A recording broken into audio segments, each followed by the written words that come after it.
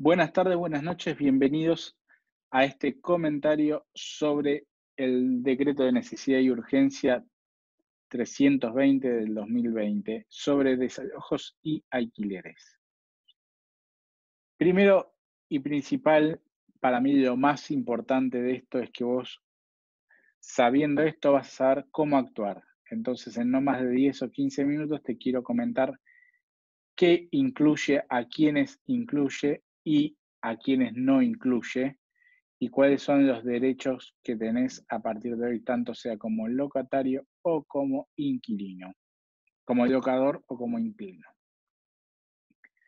En un principio quiero comentarte cuáles son los contratos de locación alcanzados. Esto me parece que es lo más importante para que vos sepas si estás dentro o no de este DNU. El primer caso son los contratos de locación de inmuebles destinados a vivienda única, urbana o rural. En el segundo caso, de habitaciones destinadas a vivienda familiar o personal en pensiones, hoteles u otros alojamientos similares. Tercer caso, de inmuebles destinados a actividades culturales o comunitarias. En el cuarto caso, de inmuebles rurales destinados a pequeñas producciones familiares y pequeñas producciones agropecuarias. En el quinto caso, de inmuebles alquilados por personas adheridas al régimen de monotributo destinados a la prestación de servicios al comercio o a la industria. Estamos hablando acá de los pequeños comercios de barrio. Sexto caso, de inmuebles alquilados por profesionales autónomos para el ejercicio de su profesión. En el séptimo caso, de inmuebles alquilados por micro, pequeñas y medianas empresas, MIPYMES, conforme a lo dispuesto en la Ley 24.467 y modificatorias, destinados a la prestación de servicio al comercio o a la industria. Y por último, de inmuebles alquilados por cooperativas de trabajo o empresas recuperadas inscritas en el INAE, que es el Instituto Nacional de Asociativismo y Economía Social. No merece mayor comentario, es muy claro este artículo. En este caso, hay una excepción para todos estos casos que se refiere a la vulnerabilidad del locador, que es cuando el locador debe demostrar, mediante sea una declaración jurada, todavía no se sabe bien cómo, pero que ese dinero, el canon locador, eh, lo utiliza para cubrir sus necesidades básicas o las de su grupo familiar primario y conviviente. O sea que puede ser para pagar su propio alquiler, o bien para pagar la obra social, o bien porque tiene una cuota alimentaria, etcétera. Pero debe demostrarlo mediante una declaración jurada, sea por el contador o no. La exclusión se refiere a los excluidos en el presente decreto, contratos de arrendamiento y a parcería rural, contemplados en la Ley 13.246. El artículo 1 tampoco reviste mayor comentario, habla sobre la emergencia económica que estamos viviendo, no creo que sea necesario hablar mucho sobre eso, simplemente que hay un decreto de necesidad y urgencia. El artículo 2, la suspensión de desalojos, acá es donde empieza lo que tenés que prestar mucha atención, que dice que se suspende hasta el 30 de septiembre del 2020 tanto los desalojos que se empiecen ahora como los que ya están ordenados. Aplica ejecución de sentencias judiciales cuyo objeto sea el desalojo de inmuebles individuales en el individualizados en el artículo 9, que es el primero que leímos, por eso me parecía que era lo primordial de leerlo al principio. Siempre que esté relacionado con el pago de la locación y la tenencia del inmueble.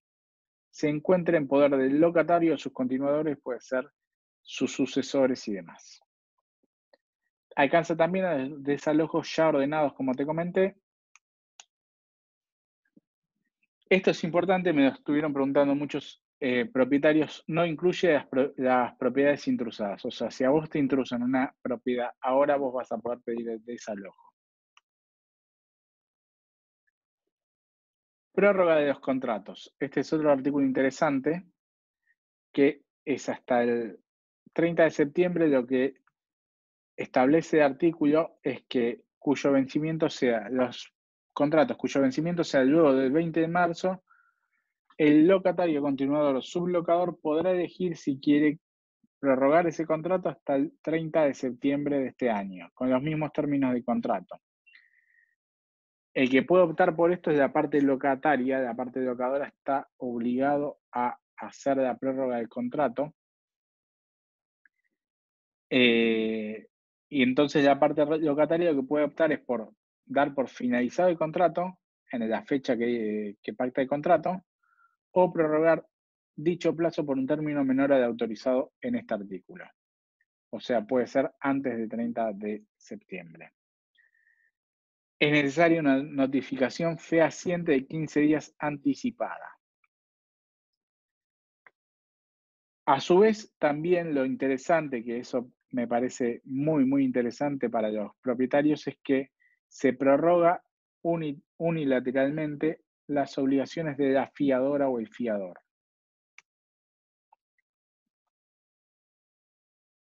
Congelamiento de los precios de alquiler. Lo mismo, hasta el 30 de septiembre se deben congelar los valores de alquiler al precio correspondiente del mes de marzo. Lo mismo sucede cuando el contrato es por un periodo determinado. Por ejemplo, en muchos casos se hace el contrato por 2 años por un valor total de 2 años y se divide en cuotas. Entonces, esas 6 cuotas que vienen desde ahora hasta septiembre deben ser al mismo valor de la cuota de marzo. No existen modificaciones con las demás prestaciones, como puede ser expensas, ABL, servicios y demás. Subsistencia de fianza. Esto realmente dejé esta diapositiva así en blanco porque ya lo comentaron en el anterior, que es lo mismo. O sea, el fiador sigue siendo el mismo, con los mismos requisitos y las mismas características. En esto que se congelan los alquileres va a existir una deuda por una diferencia de precios que es entre el valor pagado y el valor que se debería haber pagado si no existiera este DNU. Entonces, a partir de octubre, esa diferencia total de precio de los 6 meses que no se pagó, o de los 5, de los 4, de los que sean, se van a pagar de un mínimo de 3 cuotas a un máximo de 6 cuotas. No se podrán aplicar a ese monto intereses moratorios, compensatorios ni punitorios, ni ninguna otra penalidad prevista en el contrato. Se puede pactar una forma de pago distinta, por ejemplo, pueden ser 12 cuotas, pero nunca puede ser más gravosa o sea, nunca puede ser menos de 3 cuotas.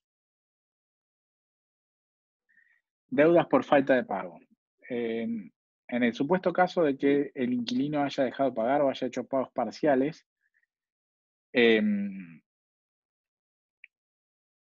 se puede repactar ese pago parcial, o sea, la diferencia de deuda, la deuda que existe entre los pagos que hizo y los pagos que debería haber hecho, en un mínimo de 3 cuotas y un máximo de 6 cuotas.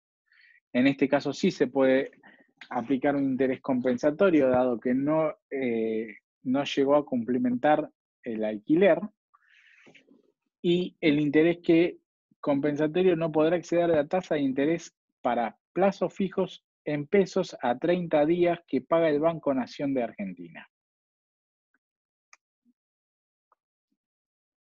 Bueno, esto es lo más importante del DNU, lo tenés que saber. Cualquier duda o consulta, puedes dejarlas acá en un post abajo en las preguntas y vamos a hacer un video nuevo para responderlas. Entiendo que es algo general lo que te hemos comentado y que cada caso particular se debe aplicar de una forma distinta, pero en sí las generalidades del DNU comprenden la mayor cantidad de casos. Te mando un abrazo y nos estamos viendo.